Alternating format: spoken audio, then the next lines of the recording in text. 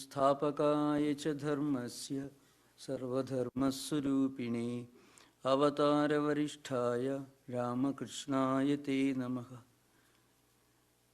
यथाग्ने दाहिका शक्ति रामकृष्णे स्थिता हिया सर्वविद्यास्वरूपांस्तां शारदां प्रणमाम्यहम्।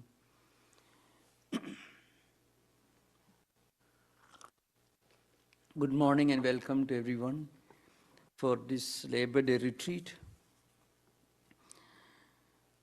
After a very long time, we are holding this retreat, which was cancelled because of the COVID pandemic.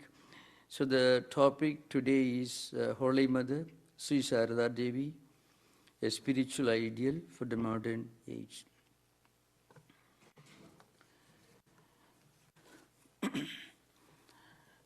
I hope all of you have read about the life and teachings of Sri Ramakrishna, and maybe more people may be familiar with the life and teachings of Swami Vivekananda. But when we talk about Sri Sarada Devi, we have to approach the whole subject from a different angle, because Vivekananda is well known, and he was a great intellectual, a speaker, an epoch-making exponent of Vedanta, who expounded Indian philosophy, Indian spirituality, and Vedanta in particular, to the modern age, to the English-speaking world in the 19th century. Sri Ramakrishna is known as his guru. But what about Holy Mother? Here we have a very complex personality, who is also a very simple human being. The complexity arises because you cannot define her in any of the acceptable modern terms as a speaker, orator, scholar, or a prophet in the ordinary sense of the term. All these terms can be applied to Vivekananda and also to Sri Ramakrishna. But here is a housewife who can be, well, she was certainly not illiterate, she was certainly literate, but not educated in the modern sense of that term. But at the same time, the greatest intellectual of 19th century India, Vivekananda himself, took her advice and her blessings and her approval before coming to America to attend the Parliament of Religion, and he considered that he could do something in America thanks to her blessings. So how do you, it's almost like Aristotle going to a humble housewife in a village and claiming, I learned everything from this humble housewife. Can you imagine such a thing? This is a very interesting story. Now, she was a very simple. Mother says in answer to this question, don't worry, rest of the mind, as it is of the eyes and of ears. Practice regularly, the name of God is more powerful than the senses. It goes like this. Now, coming to the subjects, why does our mind resist or refuses to cooperate when we try to do something to turn it into a different? Our Yoga Sutras and Vedanta will tell you, in our mind there are two camps, warring groups, the Pandavas and Kauravas of modern times, Cold War in Russia and Soviet Union and the United States, so to speak. Each is in conflict with the other. One set of mind, full of positive tendencies, helpful tendencies, which are very positive and helpful to our mental health, but only a small fraction.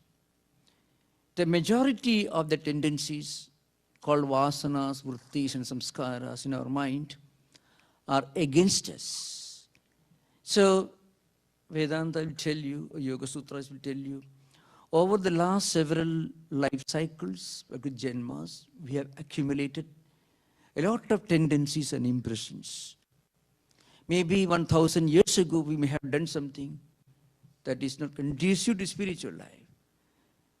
Those samskaras are accumulated at the deeper, lower layers of the mental world. They come to the surface and tries to prevent us when we try to meditate. So when the amount of negative samskaras are much more than positive samskaras, then the conflict will be felt very acutely. That's why sometimes you find many people who, after enthusiasm, when they try to meditate, suppose they start. This happened during the early years when Swami Shivananda, the founder of Rishikesh Divine Life Society, he was the one who popularized yoga asana practices in a very authentic way. He himself was a medical practitioner. So he knew the pathology, the psychological dynamics of yoga practices. So he, during the early years, he recommended some pranayama and meditation. And there were cases that many of the early practitioners went insane, started experiencing delusions of persecution, delusions of reference, delusions of grandeur. Suddenly they felt, after meditation for some time, oh, I will reach some Kundalini. You can see people, my Kundalini has reached high level. I have a vision of Shiva. Oh, I had some very wonderful experience. And I want to share this with you. Frequently I get these emails, even today, once in a while. Because Yoga Sutra lectures are on the YouTube, our lectures, Stanford University lectures. So they start practicing pranayama, meditation. Immediately they feel, oh, I have some vision, delusions of grandeur.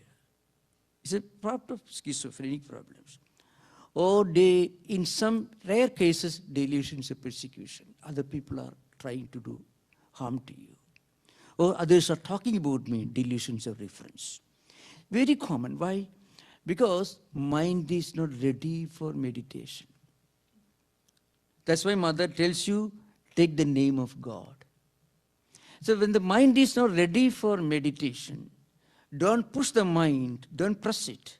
Because if you press the spring and when you release your hand, it explodes, it bursts out.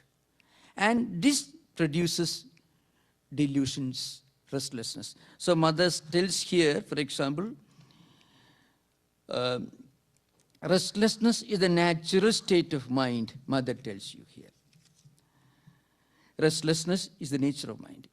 It is the eyes and ears, so the Mother tells you.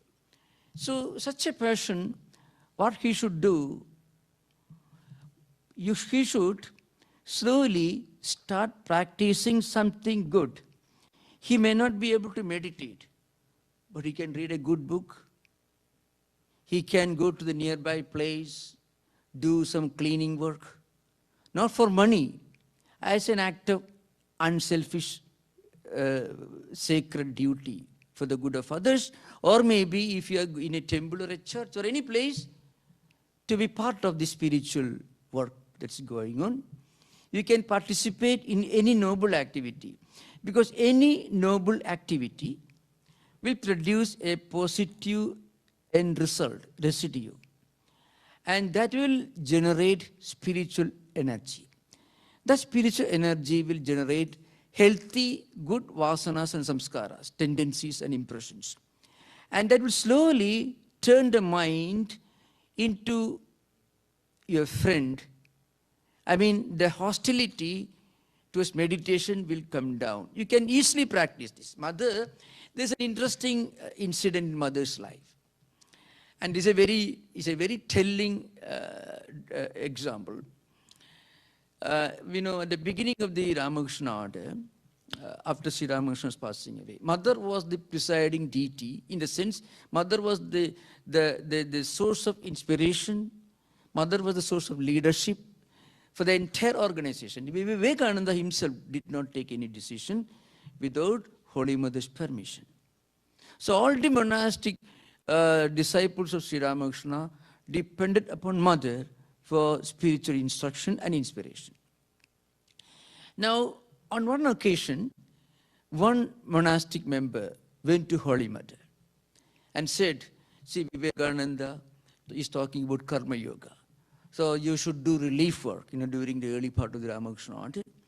The Ramakrishna mission, now also, Ramakrishna mission monks used to participate in different kinds of relief activities, education, healthcare, and so many other philanthropic charitable activities. So they had to work very hard. So they went to Mother. Sri Ramakrishna taught us to realize God first and do something good for the good of others. But here Vivekananda is asking us to work first. And Swamiji gave importance to karma yoga. So why is this so? And we don't want to do that. Then Mother said, no. Do you think you will be able to meditate all of a sudden?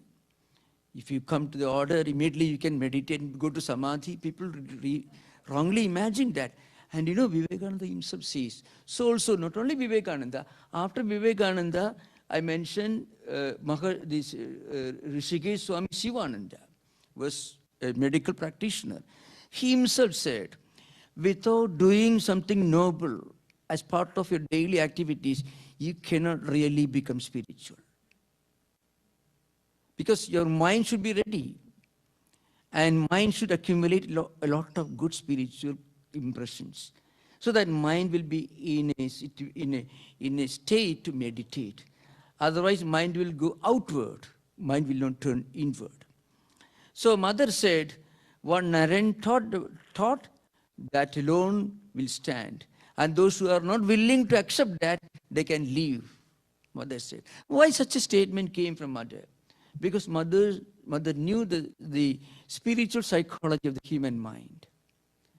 So what it means is, in our mind, there are good samskaras, bad samskaras. Good samskaras should be strengthened. More good, positive samskaras should be generated. Then only mind will be willing to cooperate when you do something for your own good. Otherwise, these negative samskaras will turn you, move you in one direction. There is no other way out. To give an example, suppose you are sitting in a room surrounded by books, various kinds of books. Some very good books, mystical books, spiritual works, classics, and also some, unspeakable, nasty type of literature. Now, nobody knows, there is no CCTV camera or anything. What do you choose to read? Given full freedom of choice, what will you choose to read? That is actually the state of our mind. The natural, spontaneous state of mind expresses itself through our natural, spontaneous, uncontrolled activities. That is a samskara. If your mind naturally goes to God, read the Sermon on the Mount or Bhagavad Gita, then you should be an elevated soul. So, how to turn our mind? Our mind should be turned into a best friend. If it becomes a best friend, it happens only by accumulating good samskaras. Just like good dogs, if you give good food to the dog, they'll be happy. Suppose instead of giving dog biscuits, you give some thorns or stones, it may bite you. Our mind also will bite us. So, that's what Mother says, the mind naturally tends towards evil deeds.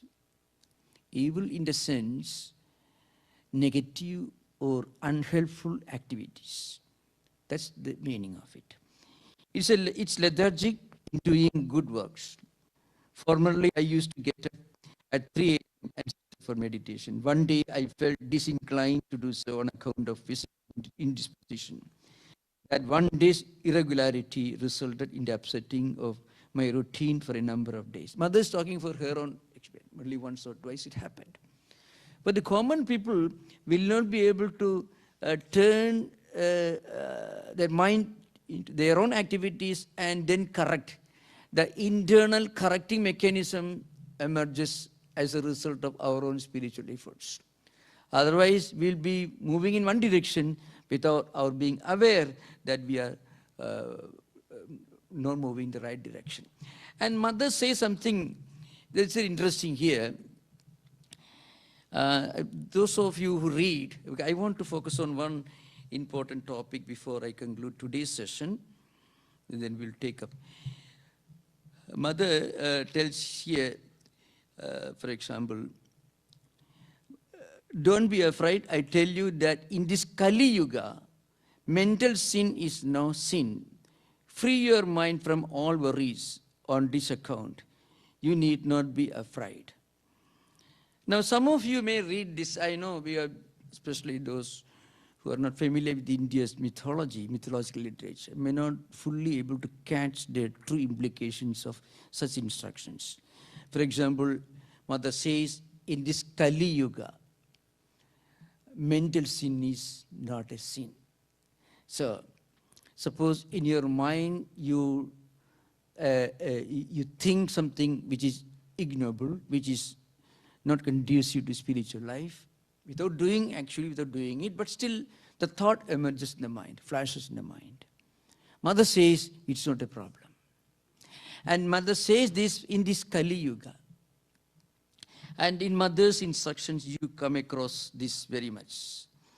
And Sri Ramakrishna in his gospel says, in Kali Yuga, there's a big problem because mind is naturally turned towards the superficial. I shall read out a description of this Kali Yuga from the Bhagavata Purana.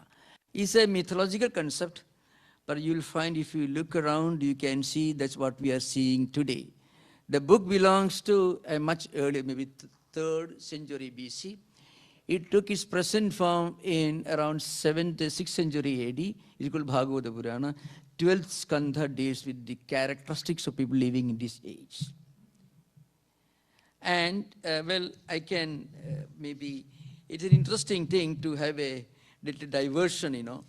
So Mother says that in Kali Yuga, it's natural for the mind to go in the wrong direction. And it's natural for some thought to emerge in the mind and some unguarded moments. Now, Bhagavata Purana tells you, it says, Vittameva kalo nranam janmachara gunodeha dharma nyaya vyavasthayam karanam balamevahi. You know what it means in Bhagavata Purana 12th Skandha? Means, in this age, in this modern age, money is the only criterion for judging your value, for judging your existence. That's it. Vittameva kalo nranam. I mean, for human beings, vitta means money, dollar. That's the only criterion by which you will be judged. That will be the only purpose for which people will be working. And again, in dharma, I mean, in ethics, morality and justice, this is the only criterion. And then, strength is measured only in terms of the power of money. There are many interesting statements here. Dure varyayanam tirtham lavanyam keshadharanam udaram bharanam swartha satyatve dhashtamevahi. People living close to a holy place may not go there. Instead, they book a flight ticket, go 2,000 miles, and you say, I have gone there. So that's why, you know, Dure varyayanam tirtham. Tirtham means pilgrimage, center of pilgrimage. A pilgrimage is something, a place that is far away. That tendency, you can see that. So there may be a church or a temple or a place of worship close to you, and there people may be going there, but they won't go there at all, but they go to some distant place and will come and boast and give a PowerPoint presentation also, my journey to Himalayas. And they think when they go to Himalayas, I'll reach somewhere wonderful. So my sharing my experience. So you can imagine. And again, another statement says, superficiality will become a religion and a cult in this Kali Yuga. That I don't think there is you need of a greater demonstration because we are all speaking this, the age and the place where superficiality is the deity, the barrier. Daksham Kudumba Bharanam Vishorthe Dharma Sevanam Evam Prajabi Dushtabhiraki Neshidi Mandale. So again, cleverness or what you call smartness will become a sign of wisdom and intelligence. You should be smart, strong, smart and vigilant. Then, so that smartness, the word smartness, got meaning about it. You should be clever, you should place. This is the sign of efficiency, respectability, and value. Can you imagine? Daksham Kudumba Bharanam Yashodhe Dharma Sevanam. You also for getting publicity in newspaper media. Now you can imagine it goes on like that. There is something much more interesting.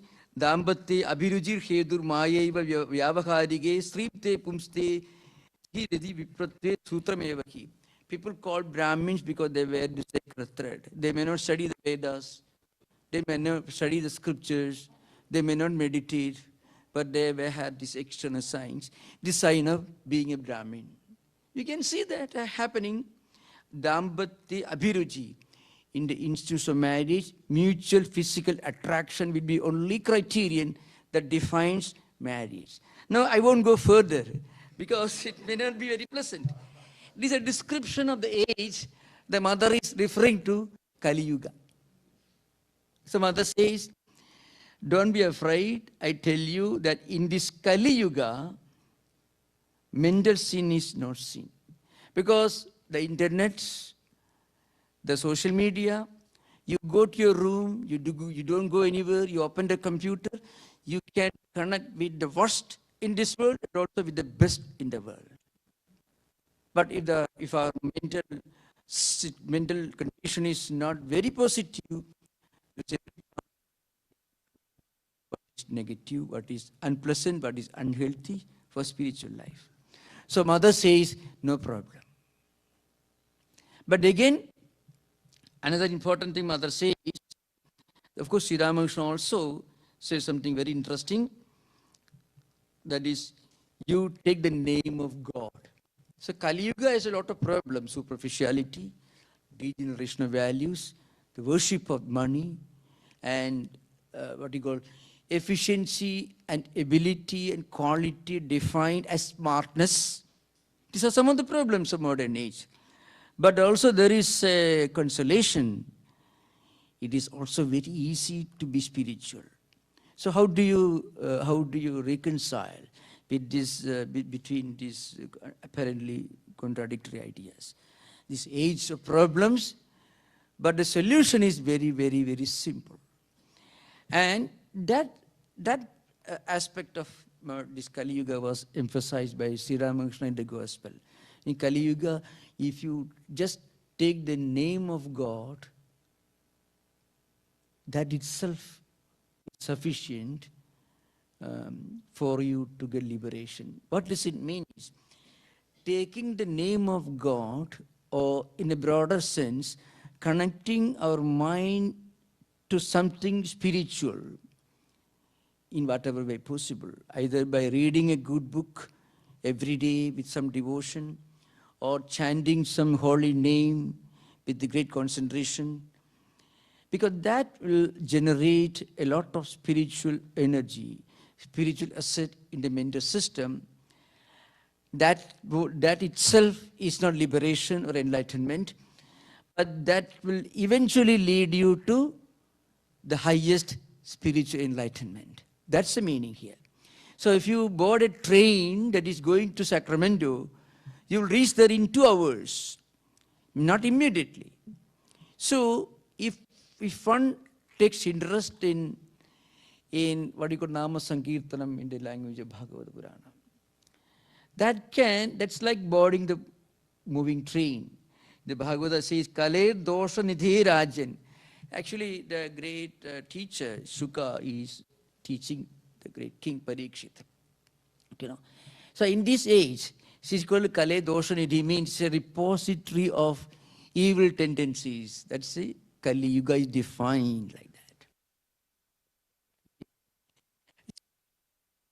Social media that you're using, which challenge modern culture, can also be a great blessing, because that also can be used to connect our mind to something positive, something higher, something sublime, something. Even this lecture also will appear in social media. We are talking about these problems of Kali Yuga that also appear in one of the tools of Kali Yuga, social media. So, Kale dosha nidhe rajan asti khego mahan gunaka. There is one positive sign in this age. Kirtana deva Krishna. So, Krishna se Kirtana deva means even if you take the name of Lord, not necessarily taking any holy name. You should not ever define or explain this as specific to one particular deity, religion, or anything. Connecting our mind to some higher spiritual ideal. That should be the real interpretation of this statement. Many of these great statements in the ancient scriptures, in the words of the authors themselves, should not be given a literary interpretation, because that will be limiting the scope and the dynamics of these statements. So, in this very Kali Yuga itself, if you take the name of God, that will lead you to the highest spiritual destination. Why? Suppose even if you, mother says, even if you utter the name of God loudly, even without being able to concentrate on what you're doing, still that external sound mechanism itself will produce a unique vibration in the air and in your own mind. It is very little, because you may not be doing it with great concentration. When you do it with great concentration, the effect is more intense. Any activity, when you do with great concentration, the result will be much more intense. The intensity depends upon the intensity with which you practice that discipline. So even if you practice, we call this taking the name of God, or connecting your mind with some spiritual ideal, that itself will one day, not immediately, take you to the highest spiritual realization. Mother also says, and this statement is said in the teachings of Sri Ramakrishna also, real spiritual liberation doesn't happen without complete self-surrender. That also is an important teaching that Mother frequently used to repeat again and again, without complete surrender. So complete surrender is called Sharanagati in Sanskrit language. Prapatti means. So what is complete surrender?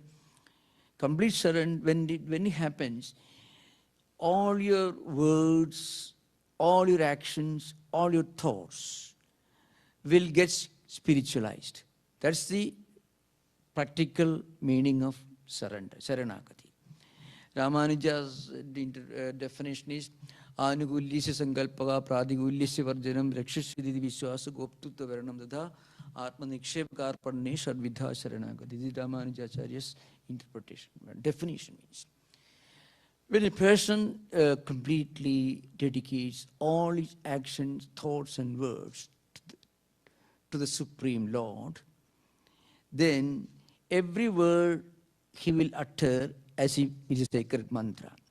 Every act he will do as if it is an act of worship.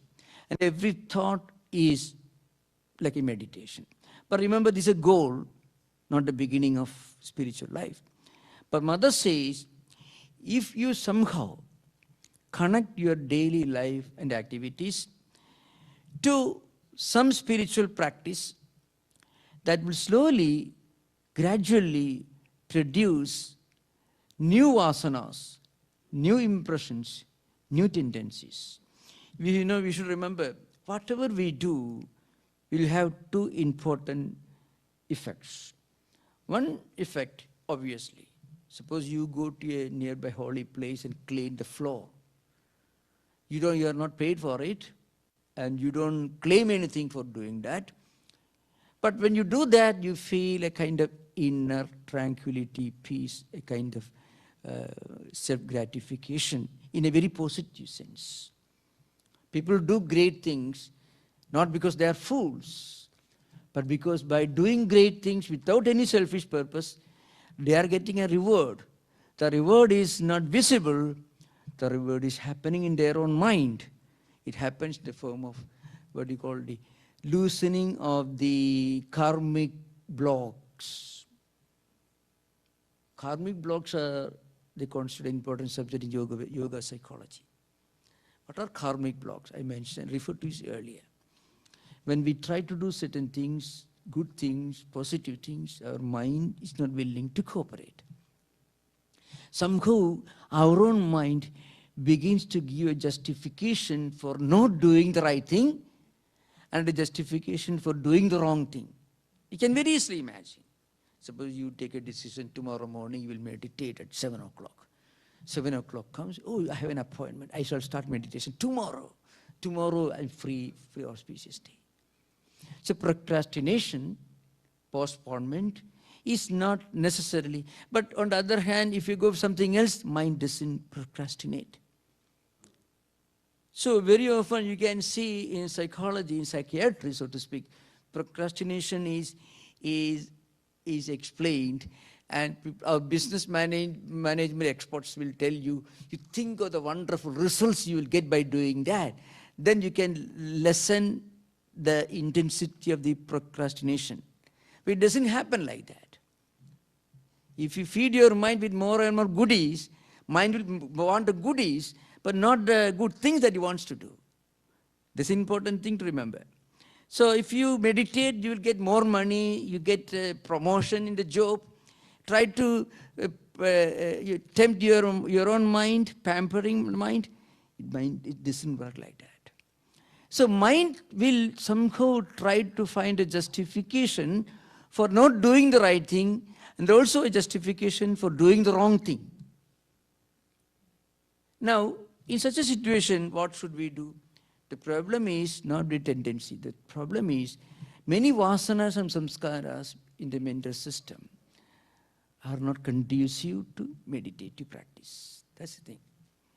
So slowly, we should increase the amount of samskaras, healthy samskaras in the mental system. So that when you take a decision to meditate, mind will become more enthusiastic. Oh, I should go and meditate. On the other hand, suppose some wonderful TV program is happening up. No, I would rather bother not about it later. I will meditate. The reversal of the mental world. So what happens is, our whole mental system can be overhauled. This happens when we practice spiritual disciplines. And the most natural and the easiest of these disciplines is to take name of God. That's what Mother says. Yoga Sutra gives another interesting solution to this problem. Yoga Sutra gives Kriya Yoga. Tapaswadhyaya Ishwar Pranidhananani Kriya Yoga. The Kriya Yoga is defined as a kind of selfish activity of karma yoga. I mentioned this earlier. Any kind of unselfish activity with a sense of sanctity and sacredness will produce a result. The result cannot be understood in terms of in terms of empirical benefit, but the result is very real. Slowly, when we do something good, our mind gets a feeling, well, I have done something worthwhile. That feeling comes. That is very precious feeling, actually. that can help us to get better sleep, more peaceful time. So this healing effect of, well, I have done something really worthwhile. That is very precious. And that has a healing effect on many of the conflicts of the mental world. So as we proceed further, you can see more and more very, very interesting and very relevant examples in Mother's life. There were many instances, many examples in Mother's life where Mother gave some magic solutions when the order, Ramakrishna order, faced some problems, administrative problems, and even the disciples of Sri Ramakrishna themselves went to Mother, and you know, if you want, and Mother gave them some solutions. Not only that, Sister Nivedita, Miss Leggett, many American and European ladies who did not speak the local language. Mother could not speak English. And Mother may not have even met any non-Indian. Not only that, Mother may not have met anyone from outside her own little village. That Mother could communicate in her own unique style with ladies who went to meet her from America and Europe. And they felt, when they saw Mother, they felt this is their own Mother. Sister Nivedita, a firebrand lady, who was some kind of an Irish revolutionary born in Ireland. She was a well-educated teacher, a very noble, idealistic woman who, you know, very brilliant. Was a disciple of Swami Vivekananda. Swami Vivekananda felt relieved that she would be able to live in India when he found that accepted her. And when she first felt the Mother, she could not but see her own mother in Holy Mother's personality. Her mother had passed away long ago, Sister Miss Margaret Noble. But she could identify her own deceased mother in Holy Mother's presence.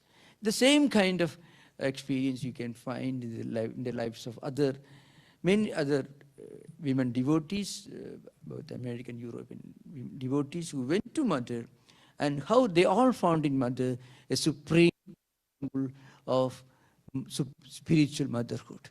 So you'll have interaction for some time, half an hour. You are most welcome with questions. Thank you. Yeah.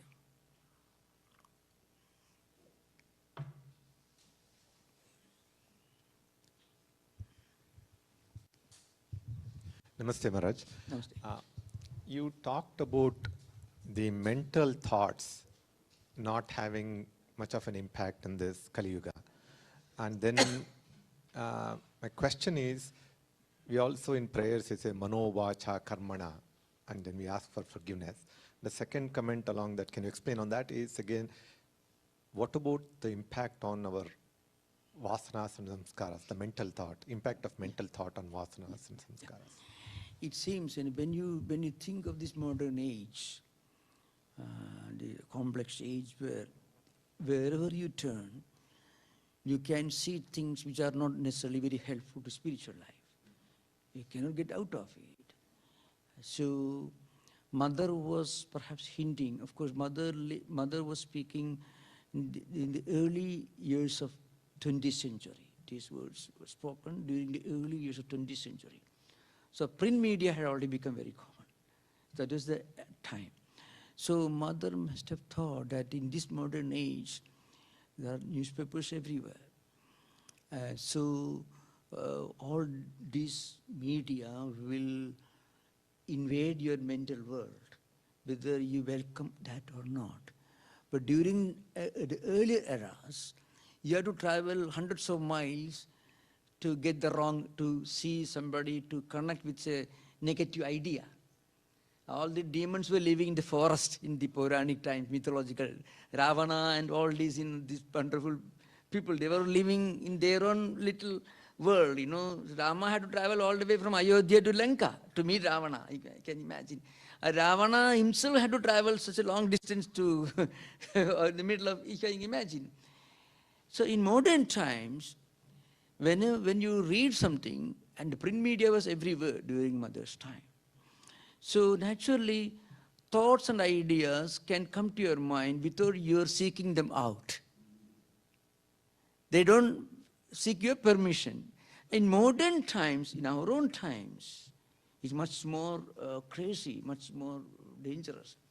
You can live in your own shrine and open a computer or iPhone, and you can connect with the worst and the scariest ideas and thought currents happening around the world in a small piece of machine. So, so Mother said, but in this age itself, as Bhagavata Purana says, it wrote in 3rd century BC, 4th century BC. So in this Kali age, very difficult. So if you just utter the name of the divine, which you can do, physically you can utter. With full concentration, it's more difficult. But you can utter very loudly. I give an example. You know why this Hare Krishna movement is becoming popular? Actually, it is a vindication of what Bhagavata teaches us.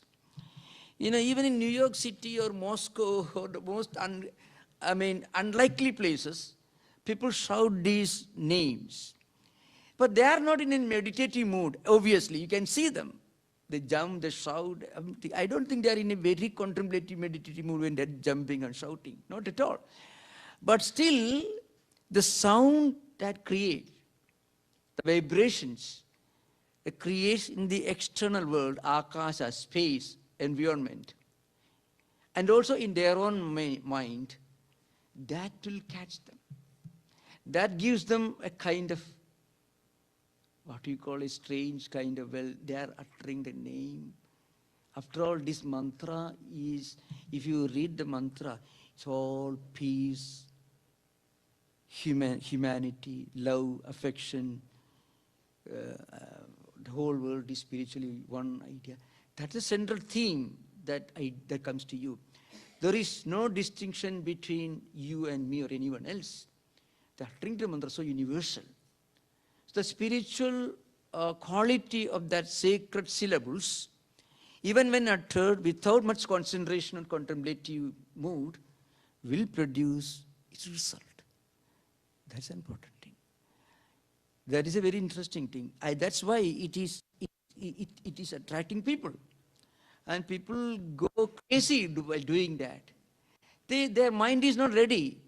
But when they utter that mantra, it is called, it's called Maha Mantra, Kalisantarana Upanishad. When they utter that, something happens in their own mind. A kind of inner peace and tranquility. At least while uttering that, they are so peaceful. They won't do any harm to anyone. They may tell you this is the only way. That's all right, excusable. But they won't do any harm to any person. They are not forcing you come over this. No. They are not threatening you with violence. And they are not talking about a violent God. Absolutely nothing. So peace. So that produces a great spiritual impact in their own mental system and also even in the environments. That's the magic of it. So I'm giving a very gross example of the spiritual dynamics of uttering mantras in a very loud manner. It's called Vaikhari. So Vaikhari means when you utter a sacred mantra with loud noise, you hear it, others hear it. It's called Vaikhari. So when you go deeper, you do it in a very more contemplative manner, meditative manner. Your lips will move. When you at a still higher level, you identify yourself with that spiritual ideal. So it becomes almost silent, manasikam. At still higher level, you become completely identified with it. It's called samadhi. So para, pasyanti, madhyama, vaikhari. Vaikhari is the lowest, grossest. That's what Mother is talking about. And that is Bhagavata Purana says. In this modern age, Mahan Gunaha, there is one good point, one advantage in this age. You utter this mantra, any mantra. Remember, you should understand this very well. We should never be sectarian. This in whatever tradition you are born into. If you have got a sacred mantra or a hymn or a psalm in the Bible, Sermon on the Mount, you'll have the same effect. But you should utter it loudly and thinking of a God who is all compassionate. Not somebody who is threatening you with hell or heaven, nothing of the kind. The Christ didn't threaten anyone with hell and heaven. Okay. So if that kind of higher ideal, if you keep in mind, utter this mantra, it will have the same spiritual effect. That's why this, so that's why Mother says, some who utter this mantra, it will have its effect. Remember, it's only the kindergarten. But if you join the kindergarten and do well, one day you will reach Oxford, okay? Harvard. Not immediately. But you should do very well in the kindergarten, that's all. And go ahead, one after another. Okay? Yeah. Just to clarify, the thoughts in our solitude are also very important, but that which cannot control the media that comes in front of us, that doesn't have an impact, but we will also have to be very conscious of our thought process in our solitude. That's true, right, Maharaj? Yeah, that's true. In solitude, so to practice spiritual disciplines in solitude, our mind should be ready. And for that, mind should be ready. It is the Harvard of spiritual life, to practice meditation in solitude. Because people get into trouble by practicing meditation in solitude at the very beginning stage. Because very often when some very unpleasant thought currents invade the mental system, they're meditating at midnight and all that. It can have a negative effect on the mind. People can have hallucinations, delusions, all this happen. And I often, when Shiva appeared in front of me, people come and tell me frequently this. That's because they listen to some instruction in the YouTube, somebody say you practice this yoga, the mudra, and they practiced, and they also have some heavy alcohol before practicing that. This happens. That's why people who give these instructions don't give full instructions. After all, YouTube, social media, how far can you learn? So that's why Mother says, if you just do this, chanting this holy name, but with full devotion, that will certainly have a positive effect. It's an important thing. You can imagine the writings of Saint Teresa of Avila is a classic example. Another example, I often give the example, I'm not tired of giving the example of the way of a pilgrim, where the humble pilgrim was barely literate. He wanted to learn the Jesus prayer. And once he learned it, his whole world changed. He himself changed. So this is an example how this happens in the traditional Russian Orthodox Church, the example of the way of a pilgrim. You can read its translation in English by Mr. French. French is the name of the author who translated into English. An American author, it seems. Okay. Yeah. One question from my side. Swami, also, is there a place of holy company and holy company in this spiritual advancement? Yeah, Mother talks about it. Mother herself talks about this, I think I mentioned to you, Yeah.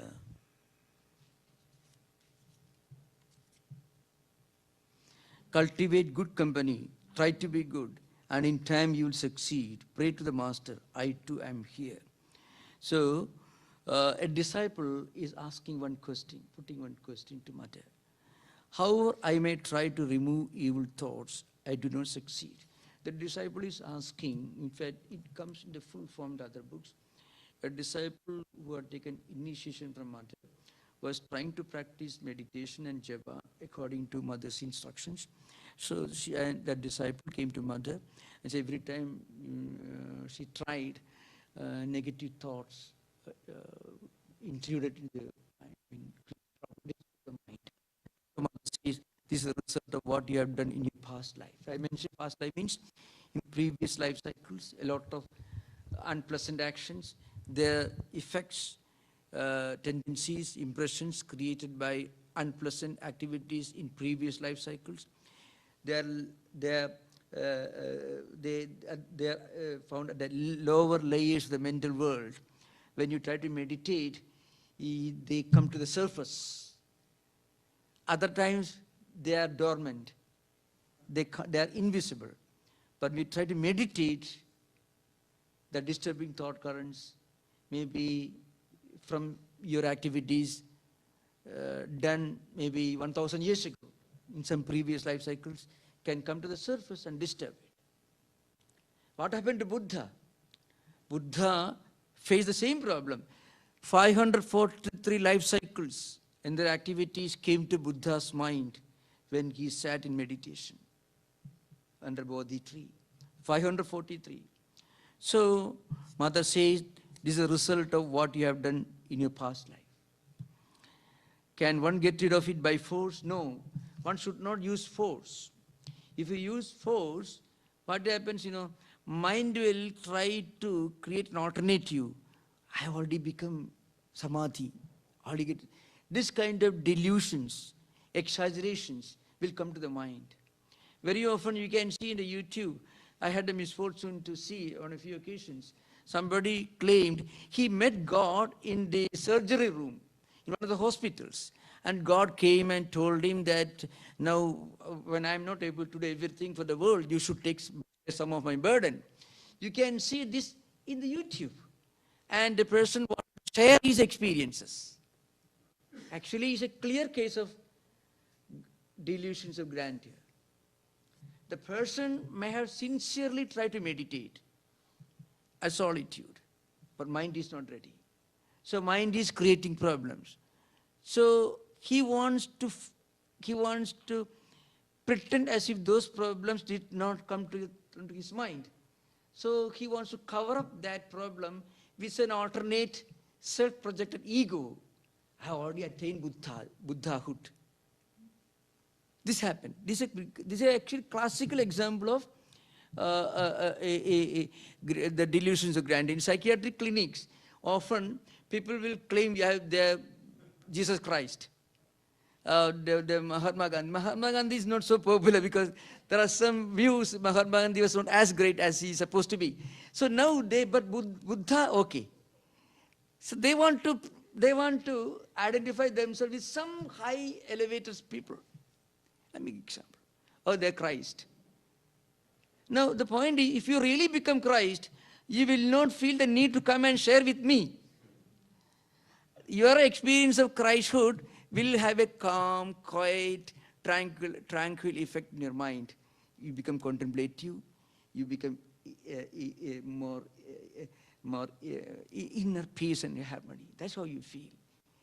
But you suddenly feel an urge to share your experience with others, then at least you have not become Christ. So delusions of grandeur can happen in psychiatric clinics and also for spiritual seekers.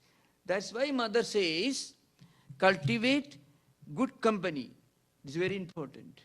So Mother says, because when you cultivate good company, when you have seen the actions and behavior patterns of real, genuine spiritual persons, you find so much of, at least they don't claim that they had some unique experience which others never had. So one important criterion for authenticity in spiritual life, according to Vivekananda, is if somebody comes and tells you, I had some very wonderful experience, others can never have it, only I have. Don't trust him, don't believe him. That's Vivekananda. So in that context, Swamiji says it's like science. Relativity or gravitation are common for everyone, not for any individual. Newton did not claim gravitation as his monopoly. It's for the entire creation.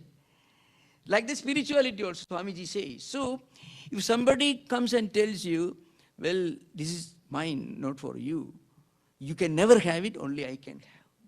God came and told me, and me alone, no one else, it is non-authentic. Or somebody tells you, well, I have this experience, all of us can have. You have to practice some spiritual disciplines. You can believe, trust him. This is an important point. So when you have good company means people who are really, who accept the tradition. It's called parambara in Sanskrit, tradition. After all, in physics, if you say, I don't care for Einstein, I totally reject what he says, no one will listen, they won't give a job as a physics professor in any university. You may go beyond Einstein, but you cannot reject Einstein. So, all genuine spiritual seekers, they will be loyal to the heritage and in the tradition. They may go beyond tradition, but they will not violate the tradition. So very often there is a close affinity between modern science and spirituality in general. You can see that. Okay, thank you.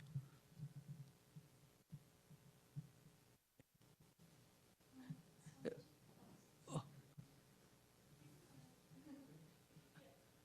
Just 1 minute. Pranam Swamiji. I have this book that was given to me called The Teachings of Sri Sarada Devi, the Holy Mother. And there was a verse from it, or a line, that I don't really understand completely. Yeah. Let me see if I can find it.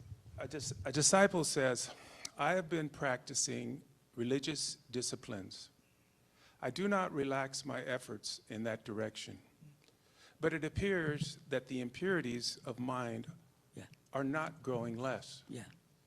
This is number 12 under control of the mind. Yeah. Okay. And mother replies, you have rolled different threads on a reel, red, black, and white. While unrolling, you will see them all exactly in the same way. So the way I think about it is, if you have these impurities and you roll them up, when they start to disappear, you will experience them exactly the same. Is that what she's meaning here? Yeah.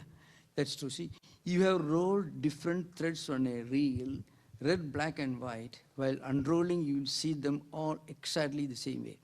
So the point is,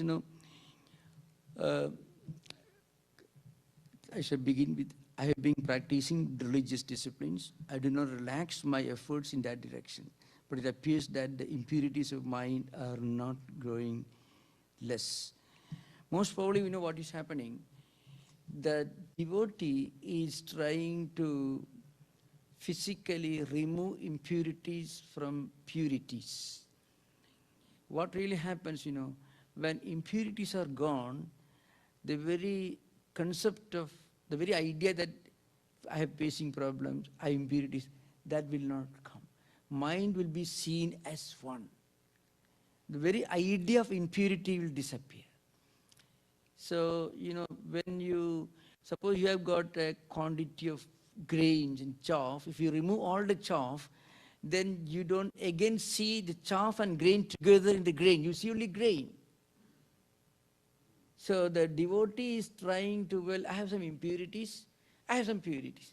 So that distinction itself will disappear if the devotee reaches Chitta Shuddhi. That's an important thing. In this glass of water, for example, if water is pure, water is seen as homogeneous. This is diversity. So you put some dust particles will be distinct from water. So many diverse things there. So when the mind becomes pure, then there is the very idea that of purity will not occur at all. You transcend the diversity. When you transcend diversity, it's a natural state of spontaneous homogeneity. So mother was perhaps trying to point out the problem that very often find among devotees. I'm not doing some good things, I will not do bad things. That is okay. But when a person gets fully established in good things, there is no need for him to worry about not doing bad things.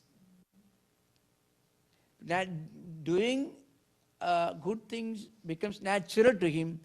There is no need for him to be on his guard against doing the wrong things. Is it clear? Yes, thank you. Thank you. You please ask question. Yeah. I can Okay, okay. Yeah, okay. That's right. Most welcome. Okay, anybody else? Pranam Swami, the Kriya Yoga you mentioned, Yeah. is it the same as the one that Lahiri Mahashaya and Paramahamsa Yogananda talk about Kriya Yoga, or is it two No, different this things? Kriya Yoga comes in the Yoga Sutra, Sadhana Pada, the first sutra. Actually, this is the entrance into yoga practice. Yoga is Chitta Vritti Nirodha. So anyone in the broad, this is the kindergarten to spiritual life. So tapa, swadhyaya, ishpanidhananani kriya yoga. Tapa means some kind of internal concentration with a sense of renunciation. Swadhyaya means feeding the mind with good food by reading auspicious things. Kriya Yoga is the third. So, Kriya Yoga here means Karma Yoga, Bhakti Yoga, any of these, either Karma Yoga or Bhakti Yoga. Doing anything, focusing especially on Karma Yoga, Vajaspati's commentary, Yoga Sutra. So, what it means is, if you focus on doing something good and noble, that's the step one in spiritual life. So if anyone finds it difficult to control his mind or her mind, finds it difficult to meditate, even when, well, today I will go to this place and meditate, I won't go. I would rather go for a movie. So you can see the mind turning away from doing something auspicious, something that you really want to do. The mind has natural tendency to turn away from it and do something that you do not really want to do. But mind is choosing its own area of activity because the mind has already accumulated a lot of negative samskaras. So it wants more of those negative samskaras. That's an important thing to remember. I tell you something very interesting. You know, our mind chooses what it normally feels at home with. Suppose our mind has got a lot of good samskaras, good impressions, good tendencies. It will have a natural tendency to accumulate, to get more and more of those good samskaras. If it has got a large storehouse of bad samskaras, it will naturally go for a little more of the bad samskaras. It's an important thing. But so, when the mind has got a predominance of negative samskaras, you cannot really go and meditate. That kind of meditation can create the problems I referred to earlier, the problems of grandeur, delusions of grandeur. It's a cover-up for one's own pitfalls. Actually, it's a reflex action of the mind. Compensation is called in psychiatry. It's a cover-up. Suppose you feel you try to meditate. You could not meditate. But you want to, so you are aware of this problem. Your subconscious mind is aware of this problem. But it wants to cover up.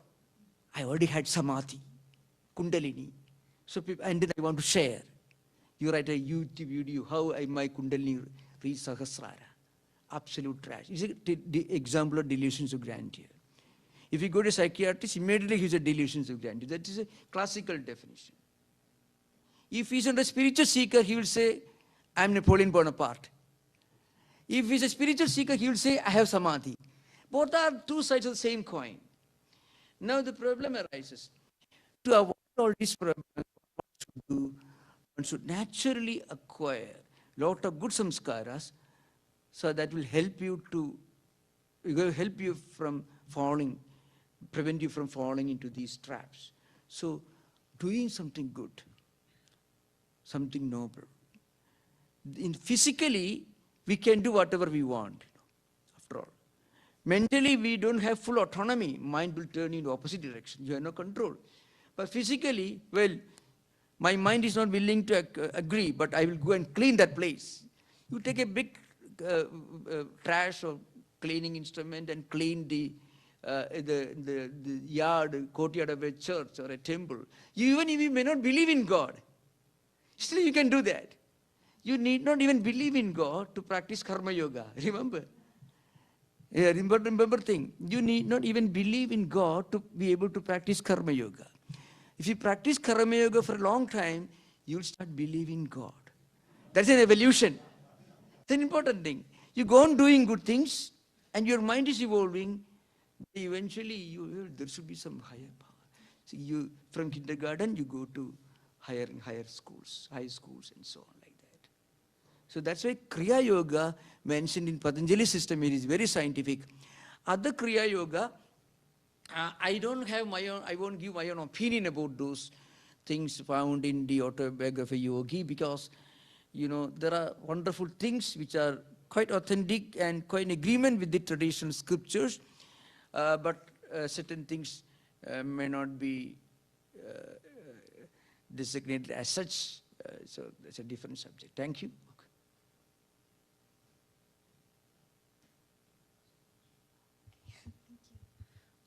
Swamiji, why is Ma Sharada regarded by Swami Vivekananda and Ramakrishna and others as Ma Kali herself? Yeah. Actually, Sri Ramakrishna used to consider mother as Kali, and mother used to consider Sri Ramakrishna as Kali. Both ways you find. So it's also Swamiji. So to be very frank with you, I cannot give a complete explanation to this. But they may have experienced something that right now not within our own purview to fully explain. But Sri Ramakrishna was living Dakshineshwar. Swamiji used to visit Dakshineshwar, and mother was living just outside the temple, Nahabad. So Sri Ramakrishna must have had some profound spiritual experience which convinced him of this. And in mother's life and teaching, you find in many of the great teachings of Durga Saptashadi and other authentic books on Shakta tradition are quite in agreement with the teachings of mother. There are striking similarities between the sublime teachings of Shakta tradition and mother's personality and also mother's teachings. Okay, thank you. So we will conclude today, and we will have the same session. One more question. One more question? Okay, please. So this question from YouTube. Yeah. The source of Upanishads were realized holy ones sharing their wisdoms. What is or are the sources of the myth of the fourth stage of the time Kali Yuga? Can you request? Yeah. Can you please give me the paper? Okay. Can you repeat your question, please?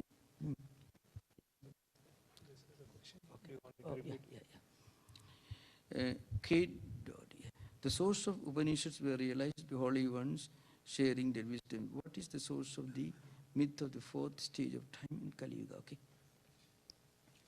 The Upanishads do not teach about Kali Yuga.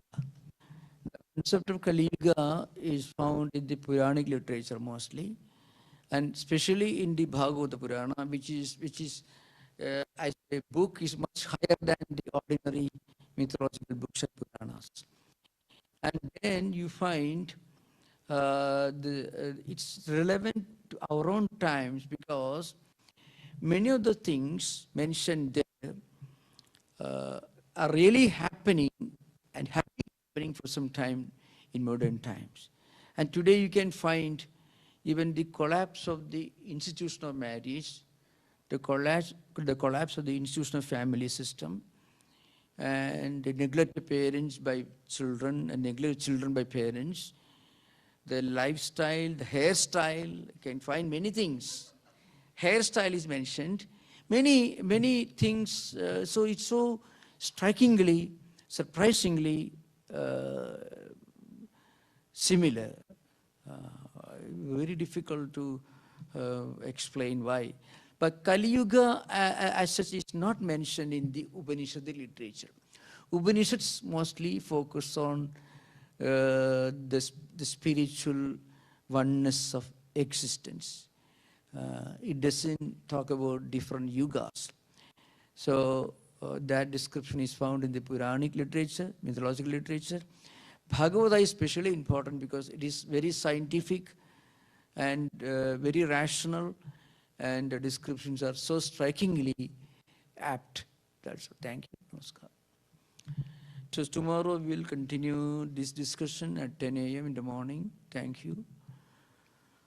Om Shanti Shanti Shanti Harihi Om Tat Sat Sri Ramakrishna Arpanamastu.